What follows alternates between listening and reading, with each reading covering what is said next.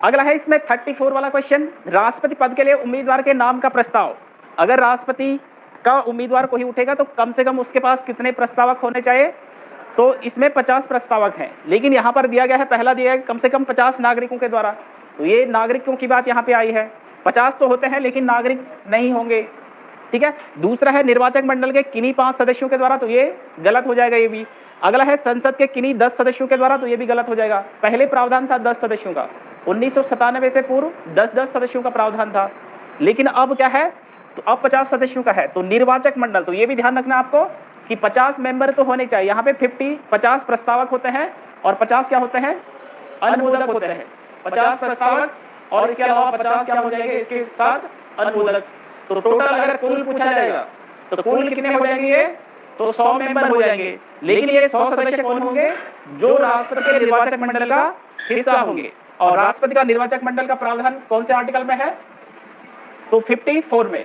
राष्ट्रपति के निर्वाचक मंडल का प्रावधान 54 में है कि कौन कौन सदस्य राष्ट्रपति के लिए वोट करेंगे, ठीक है। तो वहां पर आता है क्या, लोकसभा और राज्यसभा, यानी कि संसद के सभी निर्वाचित सदस्य, इसके अलावा विधानसभाओं के सभी निर्वाचित सदस्य। तो एक तो इसमें संसद के नॉमिनेट मेंबर भाग नहीं लेते हैं, और इसके अलावा जो विधान परिषद जिन राज्यों में होगी, जैसे 6 राज्यों में अभी है, तो उन राज्यों के विधान परिषद के मेंबर भाग नहीं लेते हैं। तो केवल और केवल जो निर्वाचित मेंबर होते हैं तो वही भाग लेते हैं। तो उन्हीं में से कोई 50 इसमें होने चाहिए, ठीक है। जो वोट करेंगे राष्ट्रपति के लिए, तो उन्हीं में से 50 प्रस्तावक होने चाहिए कि हाँ ये व्यक्ति राष्ट्रपति पद के लिए उम्मीदवार होगा, और 50 उसके पीछे हाँ में हाँ करने वाले कि हाँ ये सही है। तो कुल मिला के ये 100, तो 50 प्रस्तावक और 50 अनुमोदक। तो डी वाला इसका राइट, हाँ वो भी है। हाँ कब बोला मैंने, तो दिल्ली, पांडुचेरी और जम्मू कश्मीर, तो इनके विधानसभाओं के मेंबर भी भाग लेते हैं, ठीक है। 70वां संविधान संशोधन सुना होगा ना, 70वां, तो किससे संबंधित है 70वां है? 70वां संविधान संशोधन, जिसके तहत दिल्ली और पांडुचेरी को क्या किया जाता है, उनकी विधानसभाओं को राष्ट्रपति के निर्वाचक मंडल का हिस्सा बनाया जाता है, 70वें संविधान संशोधन। अगला क्वेश्चन है इसमें 35 वाला, 73वें संविधान संशोधन ने संवैधानिक अनुमोदन का प्रावधान किया। तो 73वां संविधान संशोधन ये कब होगा, 1992 या कहीं 93। अंतिम रूप से 93 में राष्ट्रपति के हस्ताक्षर हो जाते हैं और उसी समय लागू भी होगा, 24 अप्रैल 1993 से। तो यहाँ पर दिया गया कि कौन सा प्रावधान इसमें सही कथन है। तो पहला है पंचायतों की त्रिस्तरीय संरचना के लिए, तो 3 स्तर की पंचायतों का प्रावधान यहाँ पे आता है। जैसे संवैधानिक पहले से ही दिया जा रहा था, लेकिन यहाँ पे संवैधानिक दर्जा दिया जाता है, तो 3 स्तरों की पंचायत यहाँ पे आती है। तो पहला वाला सही हो जाएगा। दूसरा है महिलाओं के लिए आरक्षण व्यवस्था के लिए, तो यहाँ पर महिलाओं के लिए भी रिजर्वेशन देने की बात आती है। इसके अलावा SC ST इनके लिए भी रिजर्वेशन दिया जाता है। तो कितना प्रतिशत रिजर्वेशन का प्रावधान था यहाँ पे, तो 1/3 या 33%, ठीक है। तो इतना प्रतिशत यहाँ पे महिलाओं के लिए आरक्षण का प्रावधान किया गया था। तो दोनों के दोनों कथन क्या हो जाएंगे, यहाँ पे सही हो जाएंगे। तो कर लिया था सही, A और B सही कथन है, ठीक है। तो D इसका राइट आंसर था। अगला इसमें 36 वाला क्वेश्चन, निम्नलिखित में से कौन सुमेलित नहीं है। तो यहाँ पर नहीं है पूछा गया है, नहीं है, ठीक है। तो पहला है वेम्बनाड झील, तो केरल में स्थित है, तो ये सही हो जाएगा।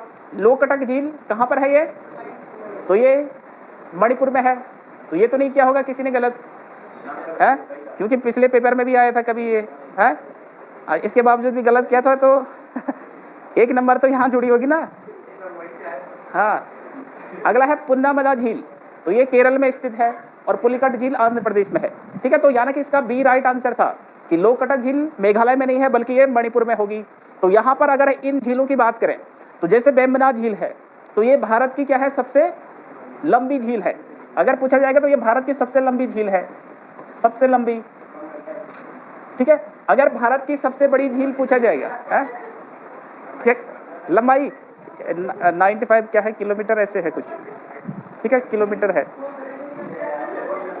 ऐसे कुछ है, ठीक है, 95 किलोमीटर ऐसे समथिंग देख लेना, ठीक है। तो अगर सबसे बड़ी झील पूछी जाएगी, तो सबसे बड़ी झील कौन सी है? अरे सबसे बड़ी झील चिल्का झील है, सबसे बड़ी है चिल्का झील, जो पड़ेगी कहाँ पे, उड़ीसा में। वुलर झील मीठे पानी की झील है, ठीक है। तो चिल्का झील उड़ीसा सबसे बड़ी झील हो जाएगी। हाँ वही है, खारे पानी की है चिल्का वाली। लोकटक झील, तो ये क्या है, ये मीठे पानी की झील है और इसके विशेषता क्या है, ये पूर्वोत्तर भारत की सबसे बड़ी झील है, पूर्वोत्तर भारत की सबसे बड़ी झील, पूर्वोत्तर भारत की सबसे बड़ी झील, ठीक है। अगला है पुन्नामदा झील, सुना है पुन्नामदा झील, ठीक है। तो ये किस प्रकार की, ये क्या है इसकी विशेषता, तो पुन्नामदा झील यहाँ पे केरल में क्या होती है, हाँ यहाँ पे नौका दौड़ होती है केरल में। और कब से ये नौका दौड़ या यहाँ पे एक प्रतियोगिता होती है जिसे कहते हैं क्या, यहाँ पे होती है क्या, नेहरू ट्रॉफी